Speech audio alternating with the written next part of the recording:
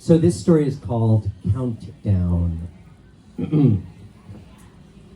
5 years before my house burned down on Christmas night, I was 12 and a very gay kid.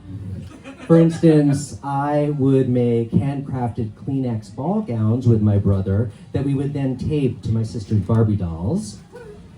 There's a complicated technique to this that my brother invented. I can explain it later to anyone who's interested. Yes, my brother is also gay. The dresses were modeled on dresses in Gone with the Wind, which is inexcusable, but we were clueless white kids, and these elaborate creations fueled our fantasies. The very best ones I'd keep and hide in my toy chest, which I still used then. 4 years before my house burned down on Christmas night, I expressed my queerness in less problematic ways too. For instance, I wrote musical theater lyrics. My first, which my brother set to music, was called Epicurean, which I thought was such a great title that it should be the name of the entire show. Late at night, I would draw logos and a marker and plot arcs, and they all centered around an Auntie Mame-like figure named Uncle Leslie. I have this fear that at any given moment somewhere in the world, a queer 13-year-old is writing a musical with a character named Uncle Leslie. I kept the logo and the notes tucked into the old books so no one would find them. I think what I want you to understand is how much my childhood was about hiding.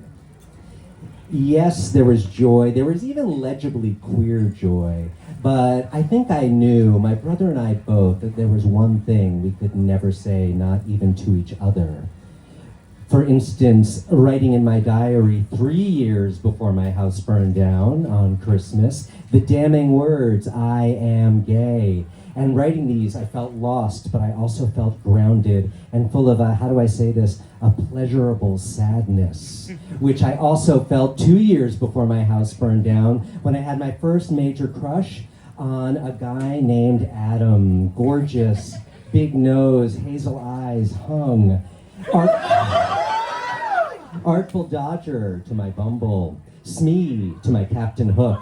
And in the basement, I would write moony love poems to him on my dad's Texas Instruments computer, which I would save them on an actually floppy disk. And on the sleeve of it, I wrote Adam.dig, which stood for David is gay. I would print out the best ones, dot matrix, and then not know what to do with this radioactive paper trail. Until 1 year before my house burned down, and I started to lose weight, I started to have friends and to feel strong, and maybe this helps explain my reaction on Christmas night, the 1988, the night my house burned down. That night was the 4th annual Christmas party that my sister threw with her best friend Ricky. This tradition had started the first year Miriam was back from college. She and Ricky would use our landline and call all their high school friends from the drama department. Miriam was not a lead in the drama department. In fact, she was rarely cast, but she was great backstage and she was goofy funny and she had her demons, but she was well liked. Her best friend Ricky, who had been a lead in the drama department, with him, she would telephone friends one by one, as you had to back then, and slowly the house would fill up. 5, then 15, then 50, and then the party would get sloppy and the drugs would come out, and I loved it. My parents loved it too, though they weren't drug users. In fact, they hardly ever drank. I think they missed the impromptu fun they once had in New York City, now that they were stuck in the suburbs in South Jersey. And I idolized my sister's friends. They were all like 5 or 6 years older than me, and they were all in the high school musicals, in My Fair Lady, and in Barnum, which felt so glamorous. And while most of her friends exuded heterosexuality, her best friend Ricky, tall, fabulous, disco-loving Ricky who talked and moved like Eartha Kitt if she was in a 6'4" Italian-American body.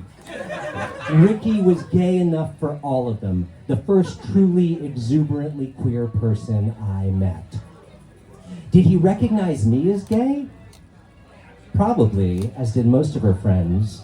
Maybe this is why each Christmas I was accepted a little bit more into the party, less and less the annoying younger brother and more the fellow theater nerd who could understand a Sondheim quote or who could dish about the teachers who were still at high school and who wasn't freaked out when everyone sat on the couch squished up together until I was 17 and it was my favorite night of the year.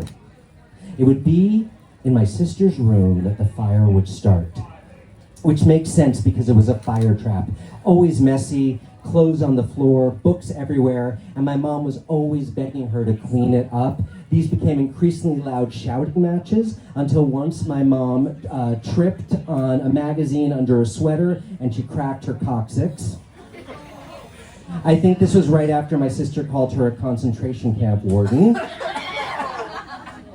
But perhaps I'm conflating two different memories.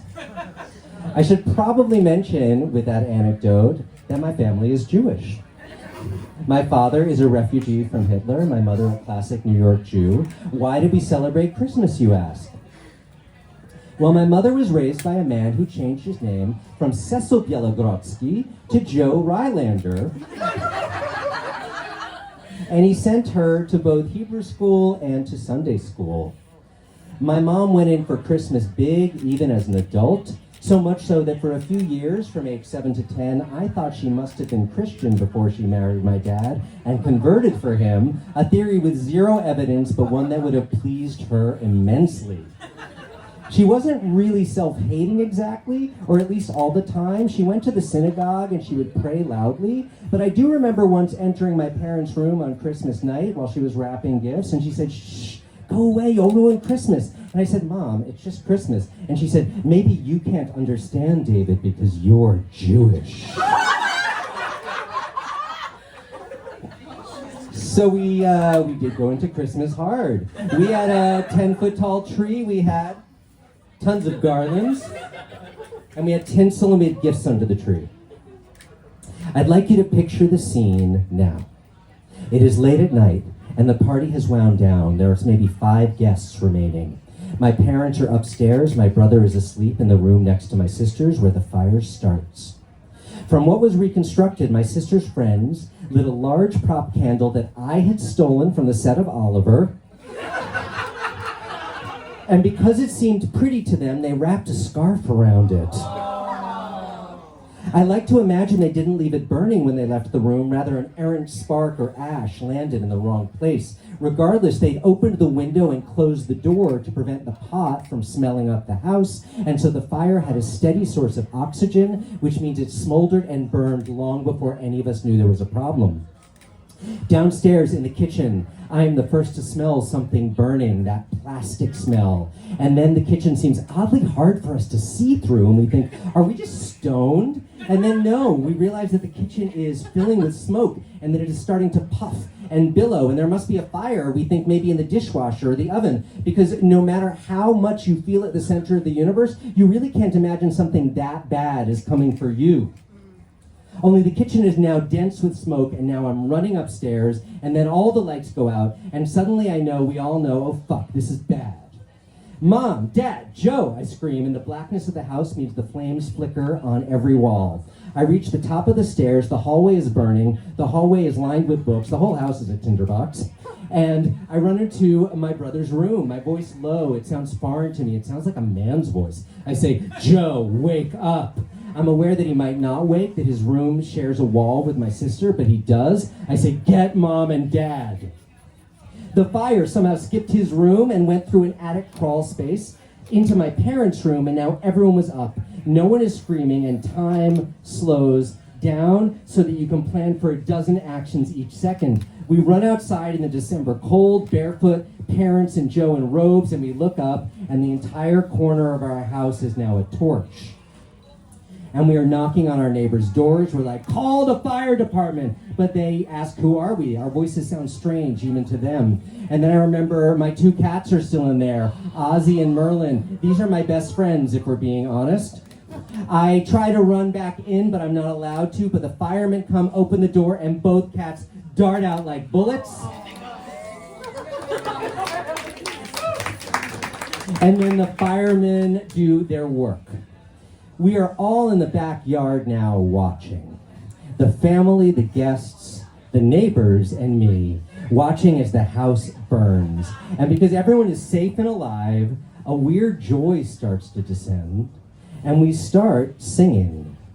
Miriam, Ricky, her friends, and me, we start with an indie hit that year, The Roof, The Roof, The Roof is on fire. And then we sing the Talking Heads, Burning Down the House. It's true.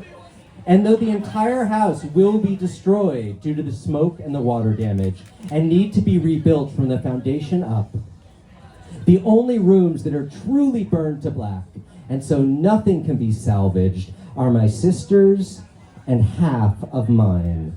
The closet shared a wall with her room, which means among the things that burned were the dresses I made at age 12, the lyrics and the logos at 13, all the journals and all the poems, and maybe that is why I felt a strange joy that night and for several weeks after. Not that the evidence was gone, but that the closet had to burn, and it did. There, at that party where I first felt like I could be queer. Christmas, 1988, the night my house burned down. That was the beginning of freedom. Thank you.